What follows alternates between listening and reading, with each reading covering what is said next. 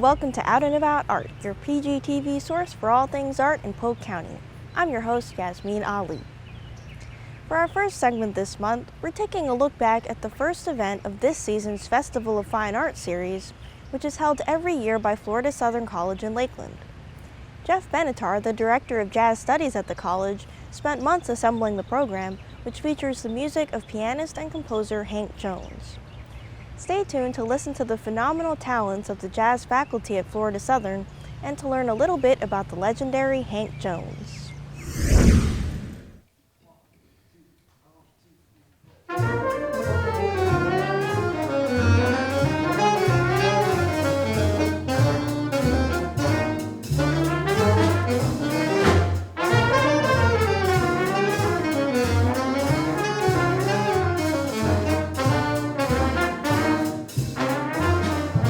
I'm Dr. Jeff Benatar. I am the Director of Jazz Studies and the Coordinator of Music Management here at Florida Southern College, which means I am basically in charge of all of the jazz studies curriculum that we do here. I started playing the piano when I was in kindergarten. I'm the oldest of 4 children, and so finding a teacher that matched well with all of our different personalities was tough. So I actually had 8 different piano teachers, K through 12. But by the time I got to high school, I found some really good ones. So that's how I started with piano. But I was also involved in the band program growing up. I started clarinet in the 5th grade and finally was able to convince my grandparents to throw in a saxophone by the time I got to high school, because by that point I was pretty interested in jazz. And so I played both piano and saxophones, clarinet, in high school and a little bit into college, and then at a certain point I realized I couldn't practice all of the instruments every day and go to all my classes, so I decided to stick with piano once I got to college, and the rest is sort of history.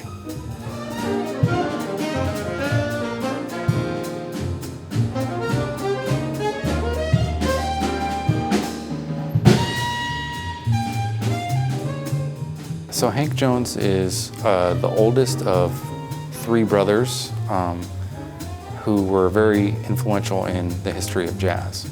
He was born in 1918, and him and his brothers and his family grew up mostly in the Detroit area of Michigan. And Hank Jones is a jazz pianist. He's most well known for playing with people like Miles Davis on Something Else, which is the name of a Cannonball Adderley record, and as well as many other people, including singers. He was also a member of the CBS orchestra, so he was on a lot of recordings that were made for that. He's most well known usually as what we call a sideman, meaning he was the piano player on a lot of different people's records. And most people sort of just know him in passing, or know him as, oh, he's the really great piano player on this, such and such record. And so I felt it was important to also investigate his talents as a composer. So one of the ways I did that was transcribing some of his solos, but then transcribing some of his original pieces that he composed. Since, as a sideman, he was often playing other people's pieces or American songbook standards, which he's a lot more well known for. So part of the reason I picked Hank Jones and enjoy working with in sort of a deeper level with his music is we get to see a little bit more of his personality through his compositions, and that's something that I think is sort of exciting and new.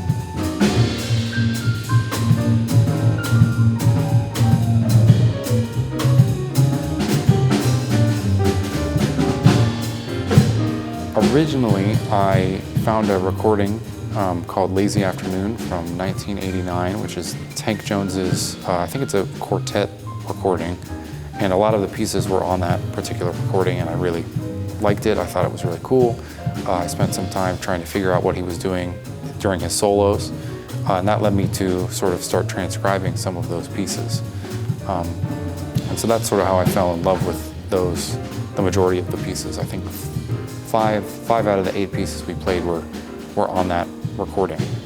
That's sort of how I started the project. And then a lot of the versions of stuff that we did yesterday were arrangements of mine, which means I took the general melody and the general structure, but then I made an individual part for each member of the band. So what that meant is someone would have the melody and someone would have the bass notes, usually the bass player, and then all of the other parts were designed specifically for that group to maintain the vibe or maintain the feeling of that particular piece by adding additional notes or additional harmonies or additional things. So that's another way to sort of put your own personal spin on existing music, is to arrange it. So it's the same overall structure, but you're just adding individual parts to enhance things that you think are important in that piece.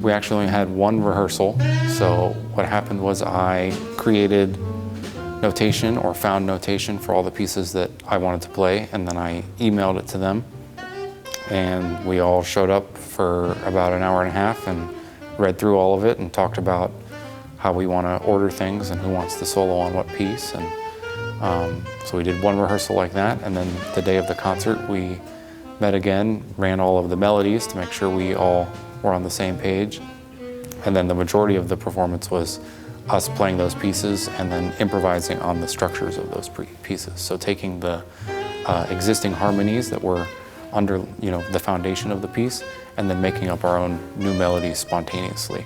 A lot of the preparation was done individually, either by us listening to the recordings on our own, or us analyzing the music or thinking about different things or trying different things sort of in our own practice spaces. That's usually how it goes with professionals. You get one, maybe two readings, and then you have to perform. So you have to be pretty fast. That's why also the notation side of it is helpful.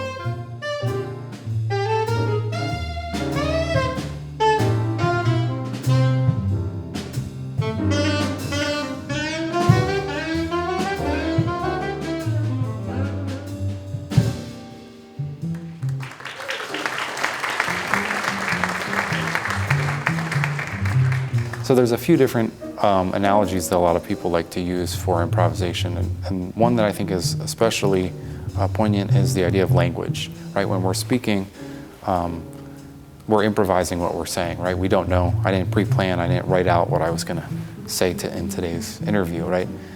So that's sort of like improvising. And jazz, or musical improvisation is often like that. There's some sort of pre-designed set of vocabulary, right? There are certain words or phrases that we know, that we've memorized or learned over time, and then they go within a certain context or within a particular idiom.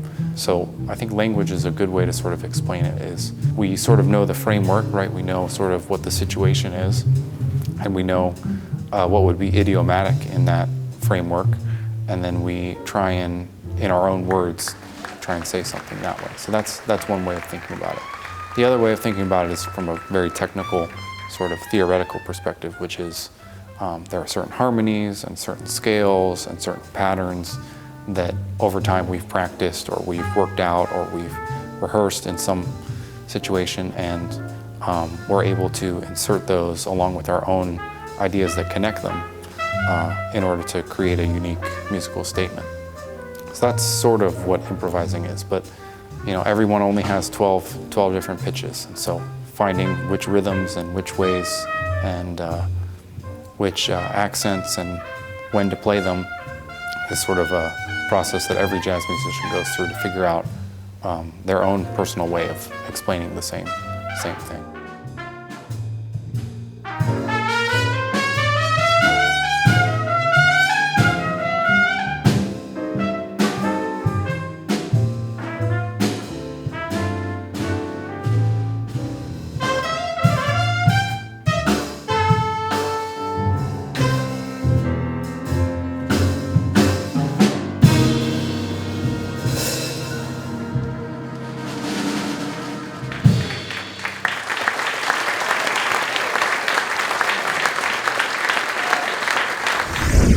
For a complete schedule of Festival of Fine Arts events at Florida Southern College, visit www.flsouthern.edu. Next up, this month's Artist Spotlight found his passion for wood turning by looking up videos on YouTube. Derek Stafford was born and raised in Polk County and has always loved creating things with his hands. He works on his creations every day and has turned a relaxing and meditative hobby into a very successful side business. Here's a look at the functional, elegant artwork of Derek Stafford.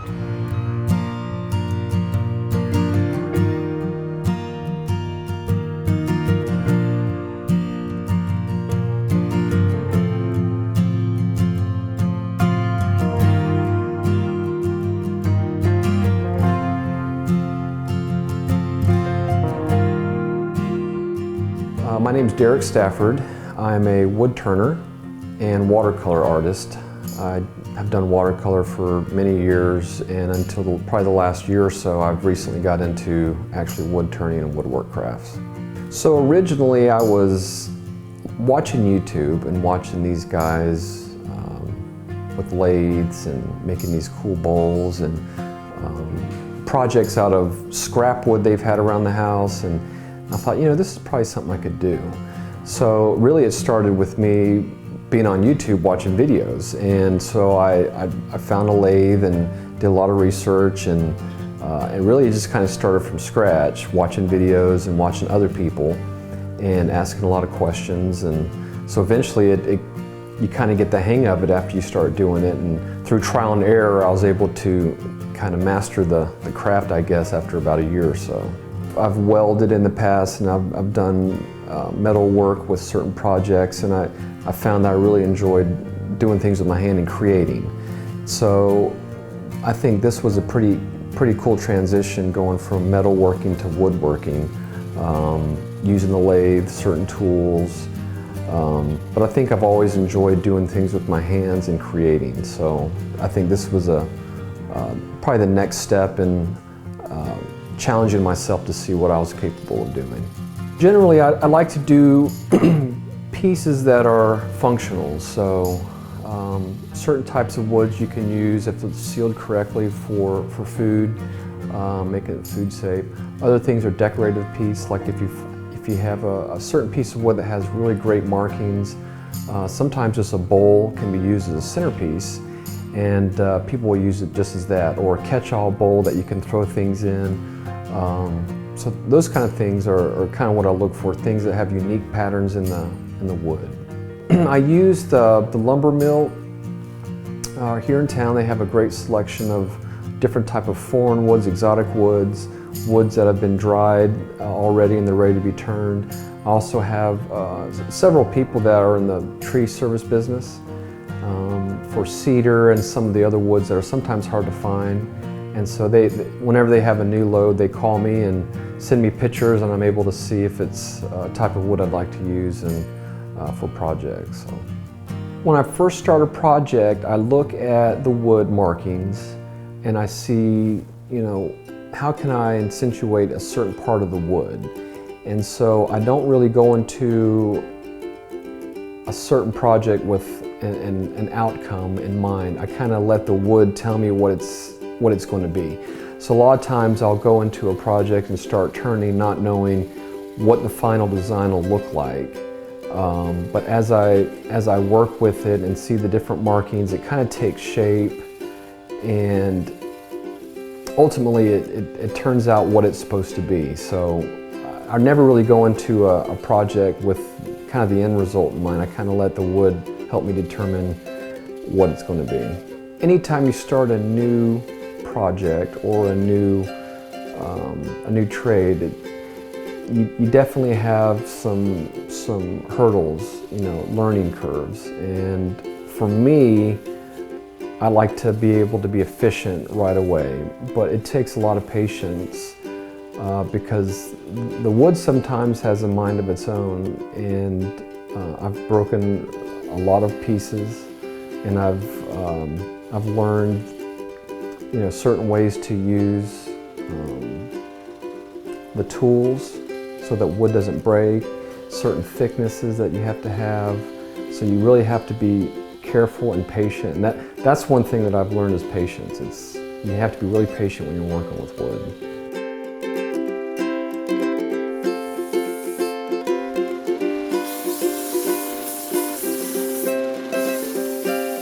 So ultimately, if you want to start woodworking and start wood turning, the best thing to do is to get a lathe. And there are many different types of lathes, but a small lathe, and you'll need chisels ultimately to start with. And that's all I started with. And that requires wood, sandpaper, a lathe, and chisels. And then from there, the more experience you get, obviously you're going to find that you're going to need to upgrade to a bigger lathe for bigger projects. You know, the big thing I do is look at other people who are like on Instagram and other websites where they have been doing it for many, many years. I've obviously only been doing it for about a year, so the workmanship on some of these are, you know, outstanding. And I don't think I'm at that level yet, but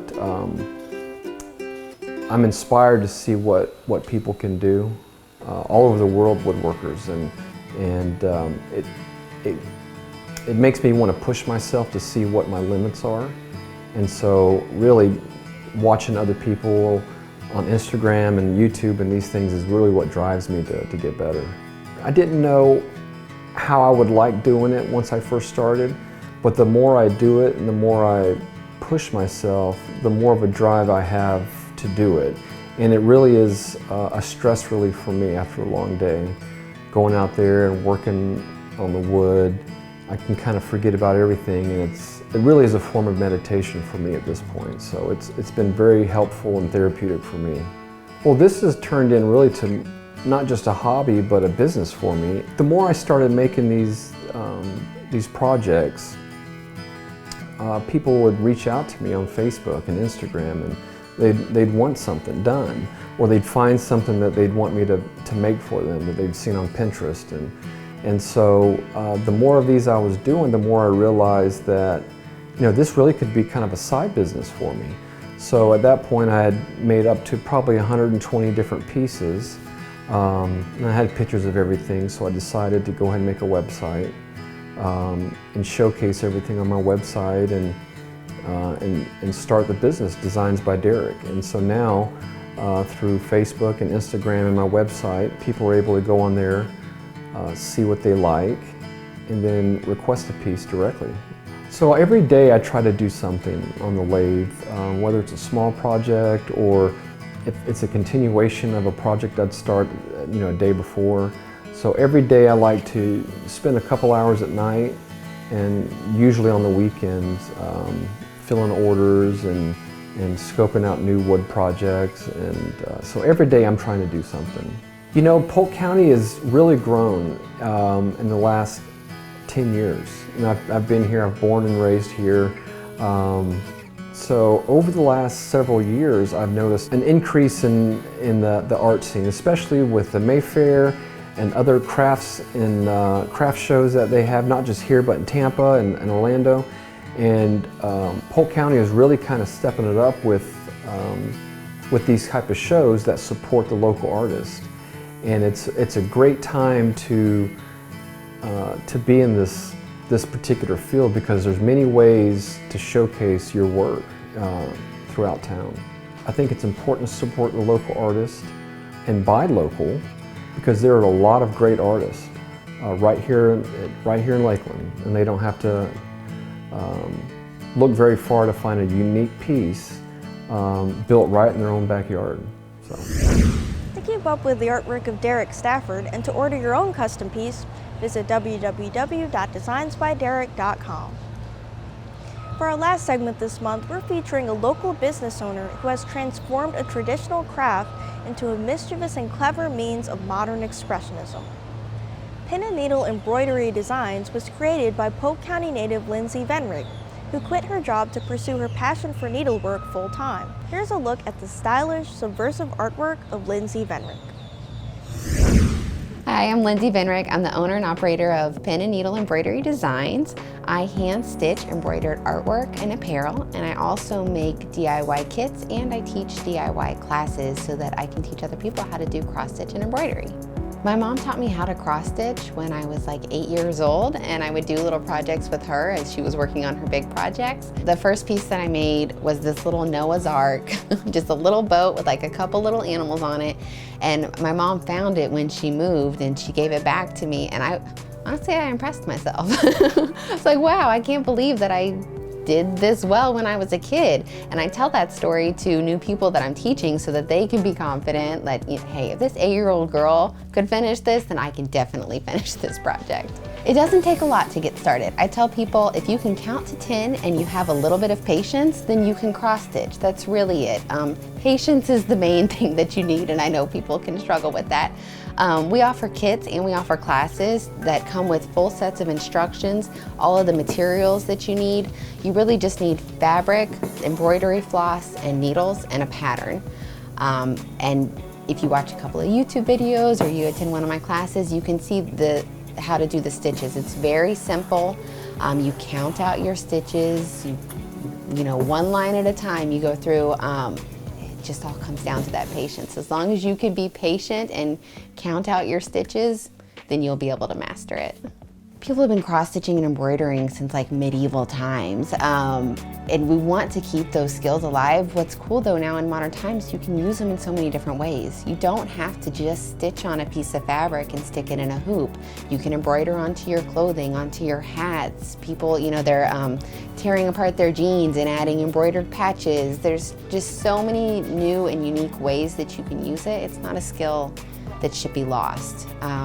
I know that embroidery is making a big comeback because there are these young people that they like the skill, but they don't necessarily want to make an old-fashioned sampler with the alphabet on it. They want to make something cool, so they're really pushing the art and the design and finding new ways to use these stitches, and I just think it's important we keep it going.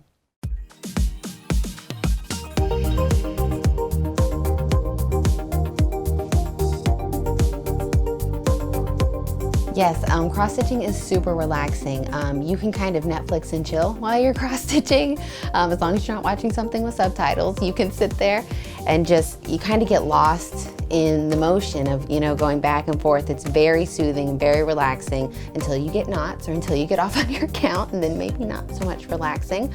But it's just very peaceful and quiet.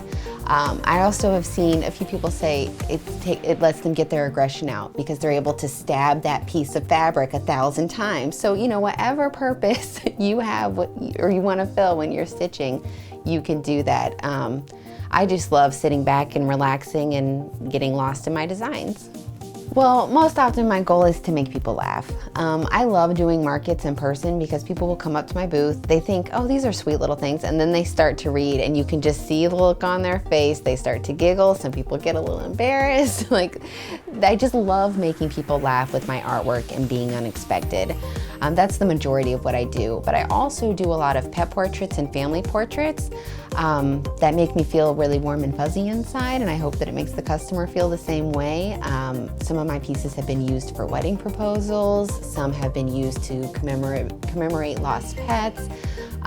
So there's the fun side, and then there's also the heartwarming side.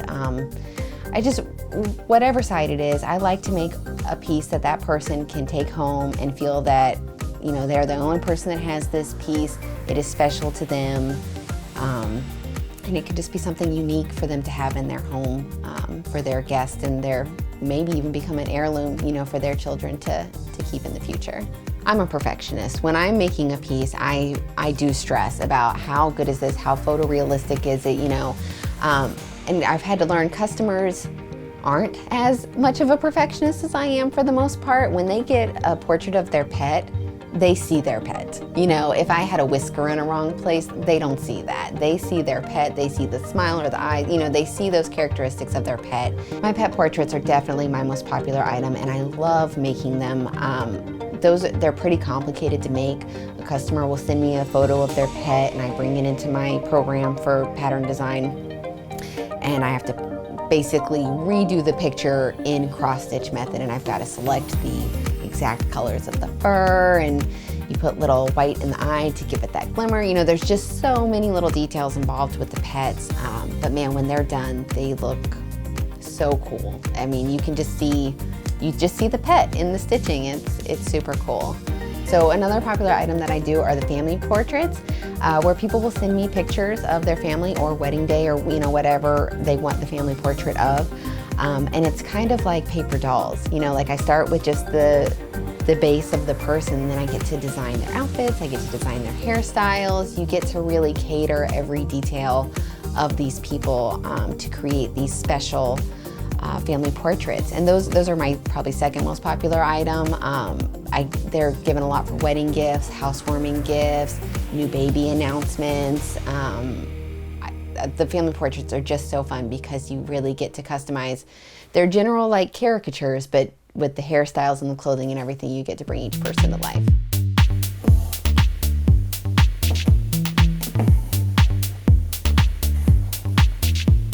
I was working a full-time job and this was just a side business. You know, if somebody bought something on Etsy, great, I would take the weekend to make their order and, you know, send it on its way. And then I started taking on markets, and then my Etsy picked up, and everything just started to be so busy that I just didn't really have time for my full-time job anymore. So it was kind of terrifying, but just kind of seemed right that it was time to take a leap of faith and put all of my effort into this business. And that was about 1.5 years ago. This keeps me busy, you know, I don't want to sugarcoat it. It is a 24/7 job. When you have an online store, people will message you at 9 p.m. and they expect a response at 9:01. So it really is a full-time job. I work harder than I've ever worked in my life.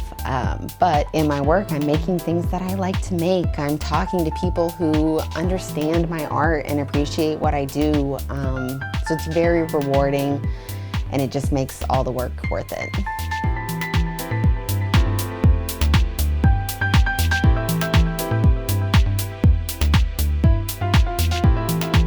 The art scene around here is just growing rapidly. Thankfully, we've got new businesses around that are really supporting the arts. Like in Winter Haven, we've got Grove Roots that have started hosting a monthly art market. Lakeland has the Creative Makers Group, so they're bringing artists together. Tampa and Orlando, of course, have always had a bigger art scene, but they're pulling artists from Winter Haven and Lakeland to show at their markets and shows. It's just crazy how much local businesses have really started to support and promote local makers.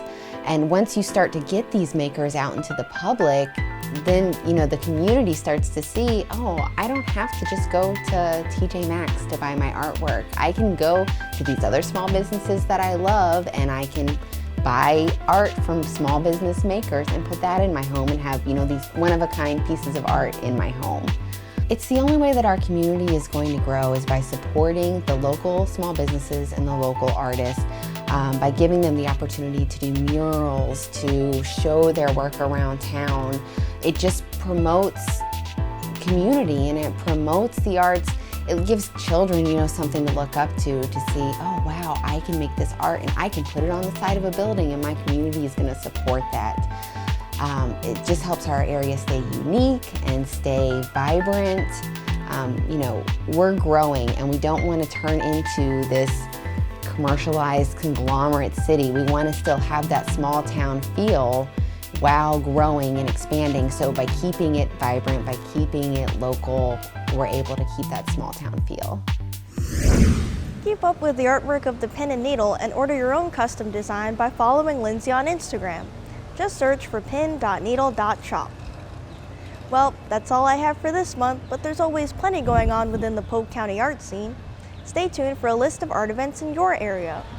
Thank you for joining me, and I'll see you next month for more art out and about.